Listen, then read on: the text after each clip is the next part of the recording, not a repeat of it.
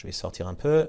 On est centré sur Toronto là. Nous partons à la chasse aux maisons détachées dans le Grand Toronto. Pour pouvoir comparer nos résultats, voici nos critères. Nous cherchons une maison unifamiliale à 3 chambres avec stationnement qui fait environ 1500 pieds carrés. Et ce, pour moins d'1 million de dollars. Jusqu'où faut-il nous rendre pour trouver ça?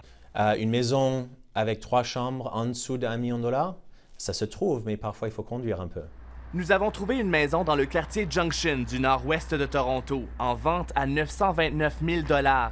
Mais ça ne veut pas dire que ça sera le prix d'achat. Mais oui, il se peut que ça se vende proche d'1 million de dollars, oui. Okay. À Mississauga, à l'ouest de Toronto, on demande 600 000 $ pour une maison équivalente. Et un peu plus loin, à Brampton, cette maison se vend 575 000 $.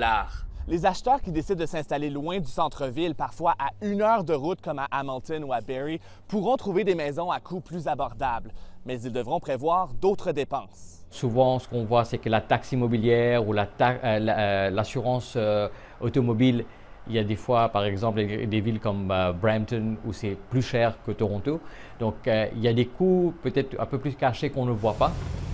Et à cela s'ajoute le coût des déplacements et pour les automobilistes, le temps perdu dans les bouchons de circulation. Pour financer leur hypothèque, certains utilisent leur propriété comme source de revenus.